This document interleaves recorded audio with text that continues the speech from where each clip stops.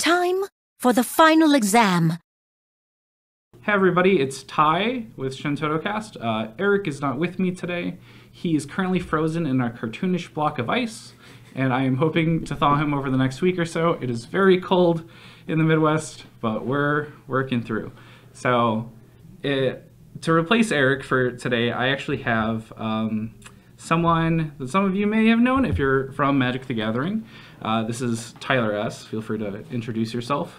Yeah, hi everybody. I'm Tyler Schroeder, former, well, I guess I'm still sort of a Magic the Gathering player, more of a casual now. I used to play a lot of competitive MTG, so perhaps you might be familiar with me. I was on the Pro Tour for a little bit, Grand Prix, Memphis champ, so I've some pedigree in Magic the Gathering. I'd like to think I'm pretty good at the game. Yeah, and what format did you primarily play? Standard? Yeah, so I was heavily specialized in Standard. Typically, I would do very well in the format early on. So if there was a new Standard format and it wasn't solved, that kind of would be my sweet spot. My GP was week 1 of Standard. It was the very first week. Nice. So, but I'm very good at Limited as well. I had to become proficient in that because that's a format at the Pro Tour, and then it's also a format at Regionals, which is how you qualify for the Pro Tour. Yeah. And then for the Magic players, I'm abysmal at the Modern, Eternal, Legacy, just any of those types of formats. I'm very, very bad at. Yeah. Well, Final Fantasy is largely, the way I always pitch it to Magic players, it's like a big Modern format. There's not a lot of stuff. We don't have like a rotation. We do have formats that are rotation called L6, which is just the last 6 sets. But largely, these cards will be kind of in the scale of kind of like Modern. But yeah, so we have. If you watch a lot of content creators, you might know of a kind of trend going around where they have Yu-Gi-Oh players look at Magic cards, or Magic players look at Pokemon cards, like tons of stuff like that. So we wanted to do our own little spin on it. We haven't seen anyone do it in the Final Fantasy space, but yeah, let's hop into it. So for Magic players, first of all, welcome. Hi, thanks for showing. And then a few things that I'd like to clarify for Magic players. So I'm just going to go over some of the verbiage. A forward is a creature. A backup is a land that you have to pay for. A monster is an artifact or enchantment. It just kind of sits on the field. And then there's summons, which are equivalent to instants. We don't have sorceries. That makes sense. And obviously we don't have planeswalkers. So that's just a basic run through. And then the main differences between Final Fantasy and Magic is we run a 50 card deck. It has to be 50. Instead of having lands, you discard cards to create mana. So discarding a card creates 2 mana. And then mana does not pool, so you have to pay for things immediately. Okay. So if I wanted to play a 4-drop like the black belt that I have out there, I have to discard 2 cards for 4 total CP, or I have to tap 2 backups and discard a card, or I have to tap 4 backups. I see. And and then you said you had to pay for land, which are your backups. Is discarding the way you pay for those as well? Exactly. Gotcha. Exactly. Okay. And as opposed to Magic's 5 color, we have 6. Okay. Fire, ice, wind, earth, lightning, and water. And then we also have light and dark, which is more or less like colorless. So colorless can be paid for in any colors. And then if anything else kind of comes up, feel free to ask. But it should be relatively straightforward. Sure. So I'm going to give you your first card. Let's see. Let's start with the namesake of our show, Shantotto. Shantotto. Yeah.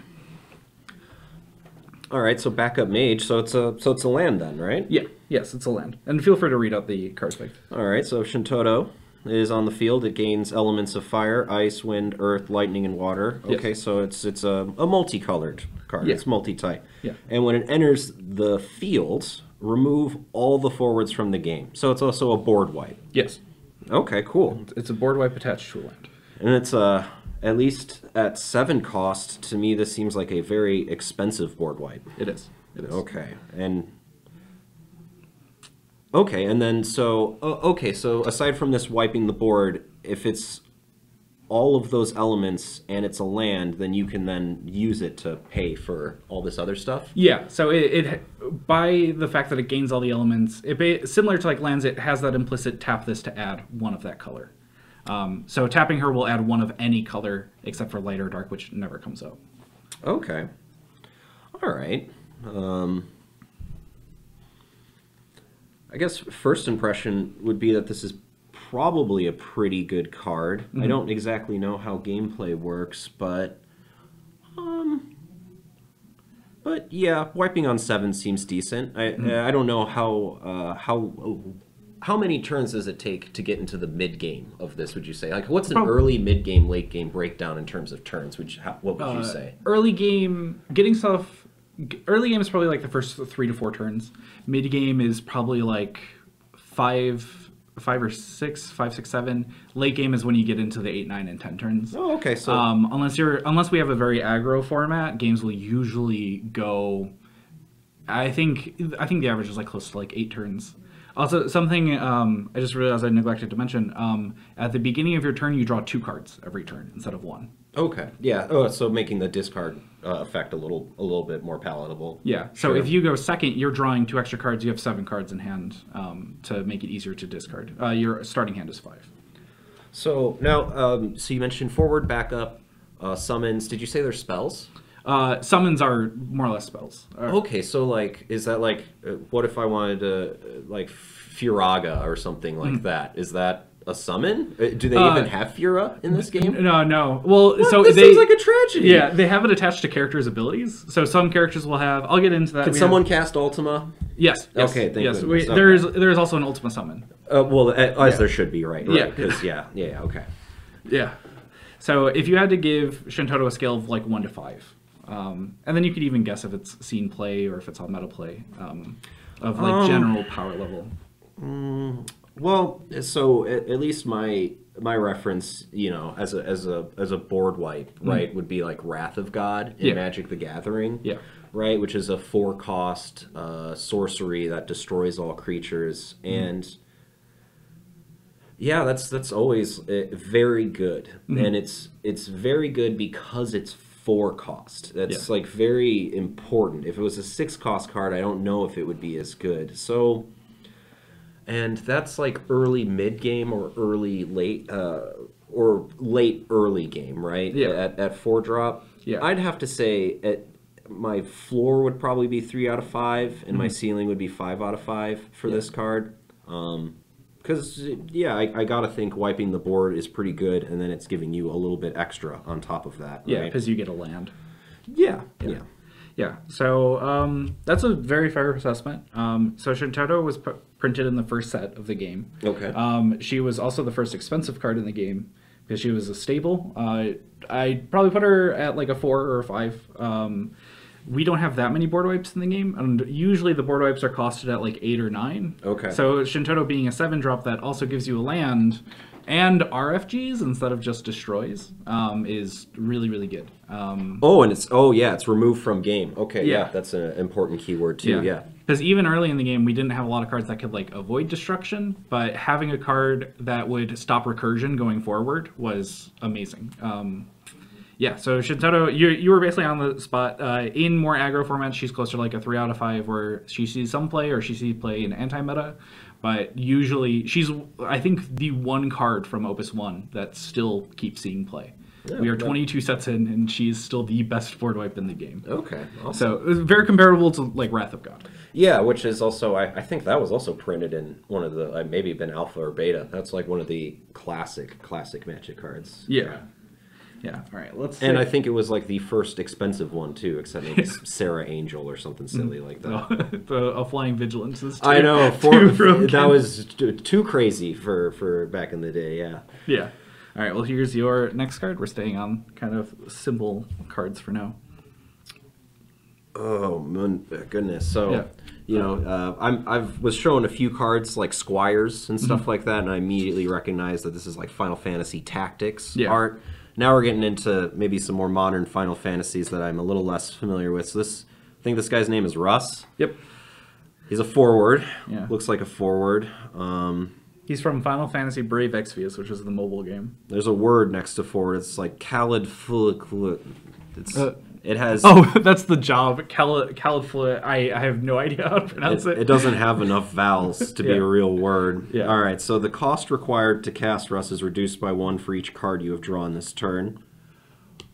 Okay, interesting. So I mean, he's effectively just a 4 cost then. Yeah. With 9,000 power. Yeah. Okay. So he's all right. So discard 1 card, remove Russ from the game.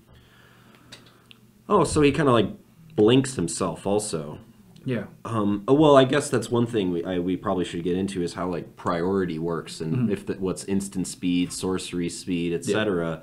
So this is actually much like Magic, where unless it specifically says like activate this at sorcery speed, in Final Fantasy it will say like activate this during only your turn. If it doesn't specifically say activate this during only your turn, you could activate that whenever. There is summoning sickness in this game, but similar to Magic, that only affects tap abilities. If it's effect that it's just like, oh, discard a card to blink him, you could use it whenever you want. Okay. You could use it on the stack, just whenever you have priority. Okay. Well, I kind of had a rough scale of things, you know, like a 1/1 being around 3,000 power is kind of equivalent, or maybe a 5-coster being around 9,000 power is like kind of a rough curve. So right now I'm seeing someone who's a 4-cost at 9,000 power, but I guess his base cost is 6, so if you had some effects that said like destroy a 4-cost forward, that doesn't apply. Even if it did, you could just blink him. Well, I'm guessing the next question is how would I rate this card? Yeah, I have got to think that this is a pretty powerful forward. Maybe in a vacuum, maybe like a 3 out of 5. But I got to think like in the right deck or with like the right effects or something, it's probably 4 or 5 out of 5. Okay. Just from comparing to an average understanding that I have. Yeah. Yeah. So Russ came out in the most recent set, which is Opus 22. He's not very good. He's been seeing some play in Sealed, but outside of that, the big thing is having just like a big body and a big body that can avoid removal it's nice, but it's not a whole lot. It's one of the things similar to modern Magic, like cards having like abilities when they enter the field is pretty important. Okay. Cards that when they like you want to have some value outside of just like a big body. Sure. We don't have that much removal in the game, especially compared to Magic. Especially because we don't really have a black color where it's just like filled with just like death spells. With removal, yeah. With removal, like to do a dated reference like Murder or Doomblade. Yeah, of course. You did actually have a good insight when you said like, oh, if something costs 4 or less. We do have quite a lot of that in the game, and a lot of it can't hit Russ because of that. But it's just the fact that he's just kind of vanilla outside of that. Sure. He hasn't really seen much play. Like I said, some sealed play. I know people were running him in their pre-release kits, but otherwise, not amazing. Sure. And then let's move over to a summon.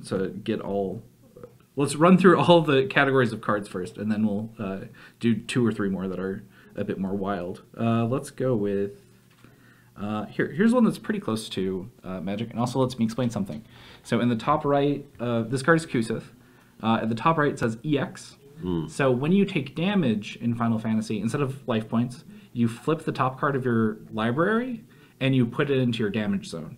If you have 7 points of damage, you lose the game. Okay. However, if something has an EX ability, you get it for free. Like the card just activates, and it doesn't use the stack. So a person can't counter it. They can't like do an effect to get around it. It will happen. And it is also optional. So if you don't want to get something from your graveyard, Kusith, you can just not trigger it. But feel free to read out the card. Kusith, that costs 2. Yep. It's a summon. It has its EX burst ability. And again, you just said it automatically happens without paying for it, right? Correct. Or if you have it in your hand, you pay for it and you get the effect. And choose 1 forward or backup in your break zone. And the break zone is where things accumulate. Yeah, that's the graveyard. Okay, but this is a different zone than the place where 7 things start to accumulate. Correct. Okay, Yeah. I see. So I see. yeah, there's the damage zone, and then the break zone. Break zone is effectively graveyard. When you discard for cost, it goes into the break zone. Not to digress too much. Are there cards that pull things from the damage zone? No. Okay. No, not yet. We'll see. We're okay. 22 cents in, but we're worried that that's too. I think a lot of the designers used to play Magic, so I think they're like kind of like worried about it because it's like we're not using damage. Like, want to keep that sacred? Yeah. Okay. Okay. Sure. All right. So, I mean, it seems fine. It seems solid. Mm-hmm. My guess is this is just a really important card. Mm-hmm. I don't think it's like. My guess is it's not powerful, but having these kind of effects, at least if I were to think in Magic, are super important because they're typically vehicles that facilitate other effects or. So this one just adds it to your hand, which depending on I don't know the full range of how things could be cast or summoned or played. Mm-hmm. But, some of the best things in Yu-Gi-Oh! Or Magic the Gathering are, like, pitch a bunch of stuff into your graveyard. Yeah. And then... Fetch it back when you need it. And then fetch it back when you need it, or somehow fetch / just cheat it right into play, right? So yeah, if this compared with a good kind of mill card that puts stuff into your graveyard, or if you even have a straight-up search effect that seems like it'd be pretty good. So yeah, I guess I wouldn't know how to rate it. I guess I would just say my guess is it's important. Yeah. You basically hit the nail on the head. Kuseth is generally, I wouldn't call him like a staple, but he does see quite a bit of play. A lot of decks that specifically focus around having like a certain card out, a certain forward or a certain creature out, love Kuseth, because if it gets removed, you just add it back. Sure. Having it as an EX burst is just kind of icing on the cake, where it's already a good effect. It's a regrowth. It's an instant speed regrowth. And that just makes it even better. So you could like leave yourself tapped out and still have the you still could like strategize using this on another person's turn. Yeah. And another fact, this is something that you would have known, but in the game we have something called special abilities, which, are you familiar with Grandeur from Magic? It was put on one card in, I think, Time Spiral?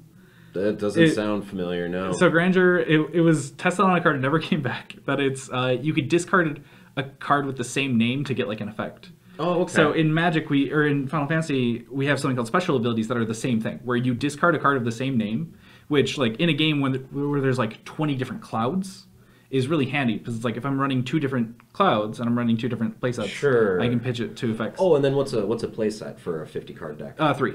Okay, that makes sense. Yeah. Okay, so similar to Yu-Gi-Oh. Yeah, so you could run like, I think there's a meme going around, you could run a whole deck that's just lightning from Final Fantasy 13, because there's so many different lightnings. If you run 3 copies of her, your entire deck could just be that one character. Interesting. However, there's also the legend rule in this game. Mm-hmm. Something I should point out. So on the squires, there's the top left, or the top right. Mm-hmm. That's multiplay, which means that you can have multiple of them out at the same time. But largely every other card, like X-Death at the end. Yeah, there can't be just 2 behemoths floating around. Yeah, okay. There can't be 2 clouds. There can't be 2 lightnings. That makes sense. That's a little lore breaking. Yeah, exactly. All right, now let's round it out with... immersion, brah. Yeah. Let's round it out with a monster, and then we can switch over to some of the more wacky cards.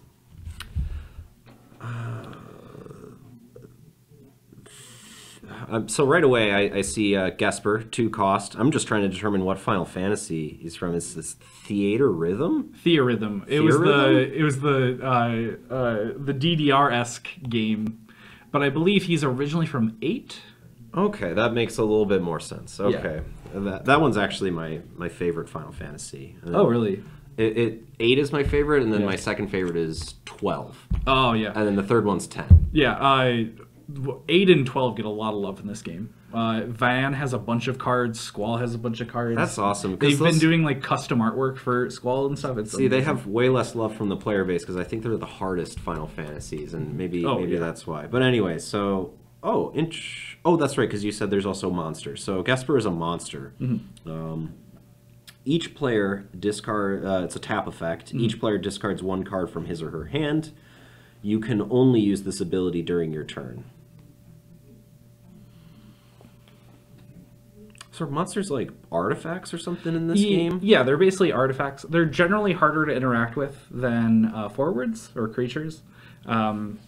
So similar to like in Magic, where you don't know how much like enchantment removal you'll really run because it kind of depends on the format. Monsters are much of the same. We've had formats where there's been a lot of monsters, so people are running as much monster removal as they can, which are generally unoptimal. Or we've had times where monsters just like don't see play at all. Well, I mean, I got to think that this is going to fall into that second category. If, you know, approaching it with my Magic brain, this card is real bad. Yeah. I think like the only way that you could like exploit this is, you know, you just dump your hand. You know, you just somehow you're using all your resources on your turn. Yeah, you've dumped your hand, and then then you tap this guy. Yeah. I'd like to remind you could do that by paying for cards. Right, yeah, because you can discard down and stuff. So, exactly. So I mean, that's the thing. I just don't know how an average game goes, so I don't know how often there is that dumping. But yeah, that's the only way this is good. Yeah. So your deck has to do that, in my opinion, or this is just terrible. Only during your turn. It does have multi-playable, I should point out, so you can have multiple on the field if you'd like. Okay. Yeah, I just got to think you're probably playing some weird control deck, and that's it. I don't really have much else to say about it. Yeah. So a scale of 1 to 5. I got it. Again, maybe in a particular control deck, it's like one of the most important things. But for the whole format or whole game, I would just give it a 1. Yeah. So, interesting thing. This is the first banned card I showed you. Okay. So it was part of a deck called Turbo Discard. Okay. Where the whole point of it is that you just you ran a bunch of low-cost things that would make the opponent discard cards when they enter, and then you would play as many Guespers as possible, so the opponent couldn't hold up answers. So if they had summons, you would just make them discard them. If they like drew something, you would just make them discard. So then you're just always putting your opponent on top deck. Yeah. Just every turn they just had to draw the right 2 cards, or it's just going to be well, it was probably miserable for them regardless. Yeah, that's actually it got banned. It was very powerful, but it also got banned because it was just very boring to play against. Right. The designers even came out and they're like, yeah, this wasn't what we were anticipating when we printed these cards. Because it was there's another card called Thaumaturge, which if we ever do another episode of this with someone else, we're definitely throwing that on. That it was a 2-drop forward that it would become on curve if the opponent had 2 or less cards in hand, and then ETB make the opponent discard. So people would have opening turns where you draw 1 card on your first turn. They'd go first, discard for Thaumaturge, discard for Thaumaturge. The opponent's already down to 3 cards, and then you play Guesper to put them down to 2.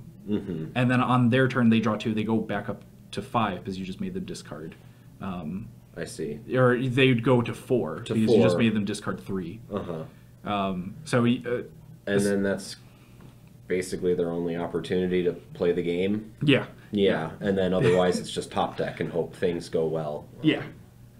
While your opponent gets to do, while the turbo deck gets to basically do what it wants every single turn. Exactly. Yeah. Yeah. And on top of it, once again, if you have 3 Guespers, you just can't hold on to cards in your hand. There's currently a deck in the game right now called Ice Water. People call it Prison, where it has a similar concept where, because we don't have cards like Guesper, we don't have like efficient discard, we're using really bulky discard and then ways to like untap it and do crazy fancy stuff with it. It's also my favorite deck. Yeah, this is very comparable to Black in Magic. It'd be like Braids, Cabal Minion. It's a card where like each upkeep a player has to sacrifice a permanent. So people play that in Commander, just make everyone miserable. Stacks. And then Smokestack, and then I think there's a deck called like Black Vice or something, or I forget what the exact card is, but it basically damages you for the difference you have between like 7. So like if your hand size is too small, you just take damage, and all the deck is just making you discard. And I think they call it 6-rack now. Sure. Or 8-rack or something like that. Yeah. It's something like the that. most degenerate decks in Magic the Gathering history. Yeah. All right, so your next card is going to be your first multi-element card. Okay, Zidane. Hey. I like Zidane. All right, so he's a forward. He's a thief as well. Haste. Very, very fitting, very suiting. 2 cost. Yeah. So you have to pay a wind and a fire. I see you that, can technically overpay for him. You could pay 4, or you could like discard a wind and a fire to play him, or you could tap a wind and discard a fire to play him, or you could just tap a wind and a fire to play. I should tell you ahead of time, when I ran a test version of this episode with another coworker, it's not terribly hard to get multiple colors in your back row. Okay. As you saw from like Shantotto. Sure. We don't have a lot of cards that are like this, but the cards that do tap for multiple colors are relatively common. All right, so Zidane cannot be blocked by a forward of cost 3 or more. Yep. It's very similar to magic card, or magic cards, I should say, that are red. Mm-hmm. When Zidane enters the battlefield or attacks, your opponent reveals their hand. You select one card from their hand. If you do so, remove it from the game, and your opponent draws one card. Mm-hmm. I mean, if this were a magic card, I mean, even if its power and toughness were just like 1/2 or even 2/2, like this card would be crazy. It would be crazy good in Magic. And on top of that, it's overstead. Yeah, so it's like you said, 2 isn't restrictive at all. I mean, it does have to be specific colors, but you kind of gave me the caveat that it's not tough to accomplish. It's not hard to accomplish in constructed Magic at all. Yeah. And then it just comes out. It's tough to block. I mean, if I'm using a Squire as the base case, even if you do block it, you might have a 5,000 power on average. Yeah. That is even able to block it, regardless. Oh my gosh! And when it enters the battlefield, you destroy their hand, and then you get to attack moments later. Mm-hmm. They likely don't have a good blocker, and regardless of whether or not they have a good blocker, you just gut their hands some more. This seems crazy. This were Magic, this would be a 5 out of 5. Yeah, this is a 5 out of 5. Yeah, this card, it's a card that when it came out, people were like, "That's a little scary," because messing with the opponent's hand is like obviously the best thing you could do. And the other thing is he could hit any card, so he could still hit backups. So especially if you play him early, we have certain cards that allow you to cheat out like 2-drops. If you play him, there's a current card in the game called Edgar that he's a 3-drop. When he enters, you play a 2-drop, and then you could break him to play another 2-drop. Sure. And Zidane's like his target. Like if they just go hand in hand, he just tears apart the opponent's hand. You just get rid of their best options. They still get to draw a card, but the thing is like being able to just take lands out of the opponent's hand, and on top of that, can't be blocked by anything that has a higher cost is insane. Yeah. Aside from its power, I do think this is like fantastic design though. Like low cost. Haste, he thieves things. Yeah, very in flavor. Yeah, that's the big thing. Very good card. That is the big thing I love about this game is flavor is everywhere. But all right, we got 2 more cards for you. Cool. Here's another big splashy boy. The Warrior of Light. It's 4 cost and it requires 4 different. So it looks like Earth, maybe Earth, Wind, Fire, and Lightning. Water. Water, I see. Okay, blue is water. Yeah. Oh, I just realized I haven't shown you a lightning card yet. But that's all right. So this is the Warrior of Light, a forward. 10k power for that special 4 cost. Mm-hmm. You can only pay with CP produced by backups. Okay, so you can't discard to cast. Mm-hmm. All right. Haste, First Strike, Brave. Brave. So I know what the first 2 are. Okay, sure. When Warrior of Light enters the battlefield, due to your cast, activate all the backups you control? What is untap all your lands, basically. I see. You could have draw one. Yeah, you can only have a maximum of 5 backups, but... all right, so this card reminds me of like a Chroma. Yeah, it's just like, it's a crazy body that also has all the effects. Mm-hmm. My guess is... I mean, it's obviously a very powerful card. Mm-hmm. I'd guess less powerful than the previous one, just because it has a much more cost to it. It's harder to play, it seems. Yeah, I would say 3 out of 5 or 4 out of 5. It's like it's as proportionally powerful as it is probably difficult to cast. Kind of thing. It's exactly worth.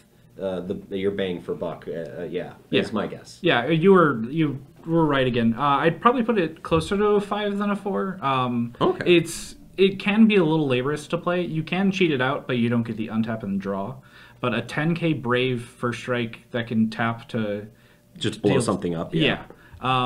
And especially because it's really hard to trade into Warrior of Light because of the first strike and being able to ping something for 5k. Because you basically need to have something that could either resist the 5k or you have to have something at 16k power, which is it's like finding like a 12/12 in like Magic. It's very unrealistic. But yeah, people have kind of found ways to kind of cheat this card in, or like find ways to like force it into a deck. For example, there's a deck called Monsters. So the whole deck revolves around monsters and putting out 5 backups as fast as possible. But there's another card that it's a 1-drop that is all your backups tap for any color. So you play him, and then you tap the rest of them for Warrior of Light, you untap, and you basically just restart your turn. And now you have 2 big bodies alongside it. See, that's like a classic top-tier Magic card. Yeah. If it were modern Magic, it would say like something stupid like indestructible on it as well. Yeah. Right? Like like just all of the power creep's gotten crazy where you know, standard forms of removal aren't even good enough anymore. Yeah. Yeah, let's take a look. And then here's a dark card. I'm sorry, I lied. We have one more card after this. Chaos. Ooh, I love Chaos. Mobius. Forward King. 6 cost. Dark, so effectively colorless. 9k power, so at least on the cost power curve, it seems pretty standard. Let's see what it does, though. So when Chaos enters the field, if the cost paid to play it included Fire CP, deal 5k to all the forwards opponent controls. Okay. If the cost included Ice, they discard 1 card from their hand. If the costs included Lightning, they select 1 monster and they put it into their break zone. So they just bin a monster. Yeah. Okay, so discard 1, you lose an artifact, and then I can also, I mean, I guess clear out a lot of like 2 cost or lower stuff roughly. Like this isn't even catching the 3 costers. Yeah. Well, I mean, I gotta say this card seems significantly worse than the previous one. That's at least that's what it seems like to me. That's why I put it in. I specifically put that one in case I showed Warrior of Light, because it's an interesting reversal where Warrior of Light is really good, but you have to pay all this stuff, and it's like this card could be good if you pay all this stuff. So yeah, it's interesting, but even that said, like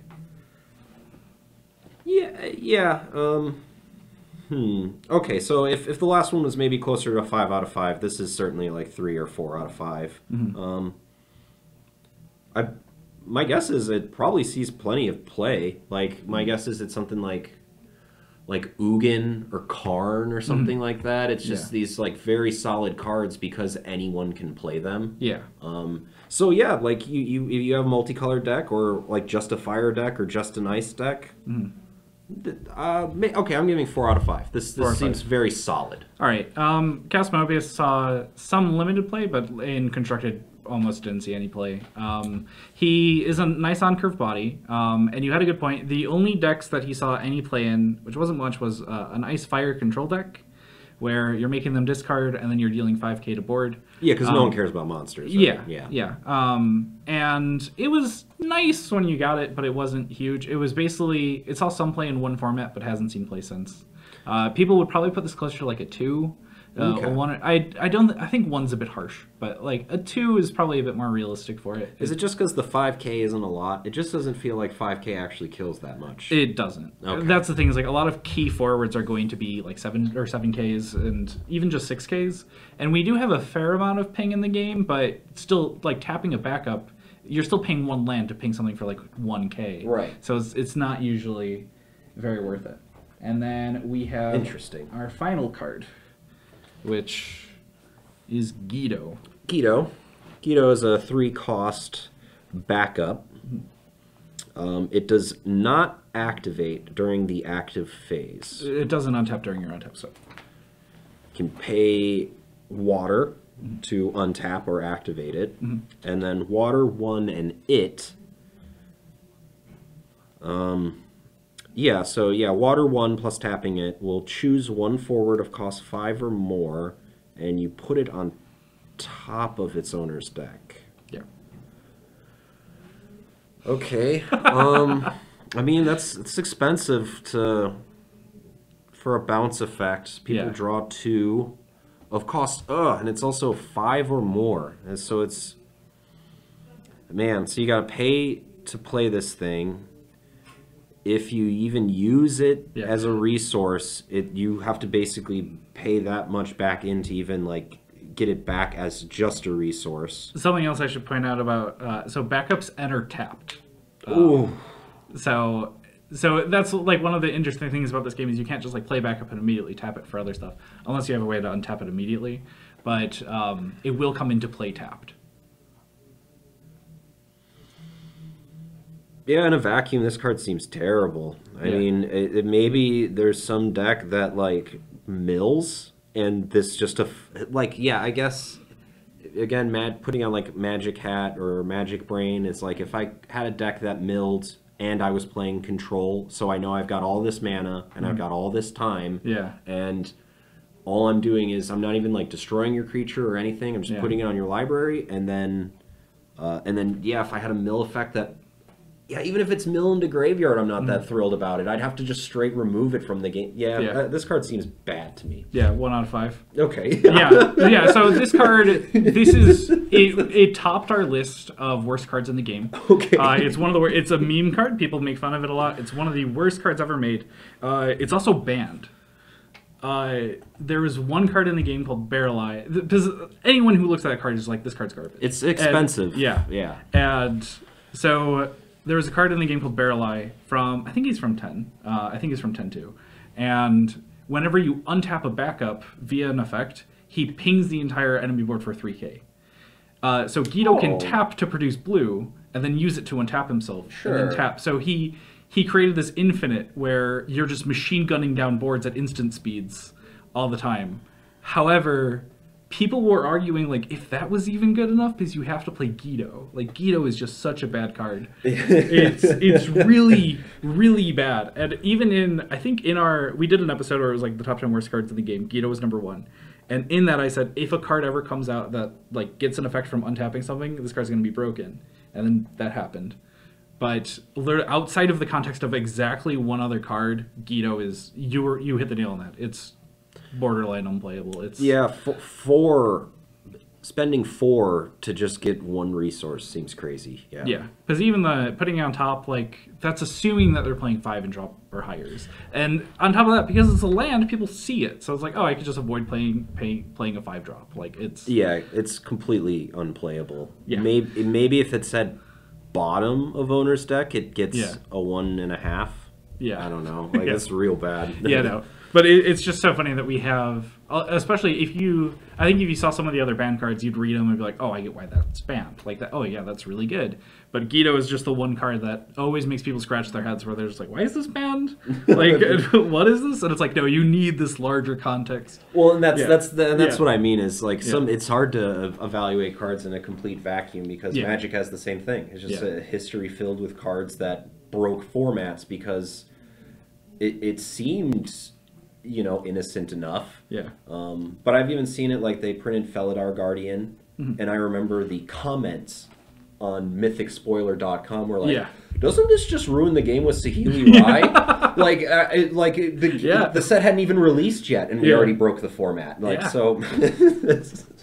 It's funny because we see that sometimes over with us where like we'll see a card spoiled like wait like isn't that really good, but at the same time we've also had times where we'll see a card when Warrior of Light got spoiled, people are like he's way too hard to play, like he's way too much, like that seems good but he dies to removal, he does a lot, like, and that's I think that the most fair bit is it doesn't like recur itself, like it doesn't say like if this gets put into the graveyard put it on top of your library, kind of like just all the crazy recursion that happens with the best cards in Magic now.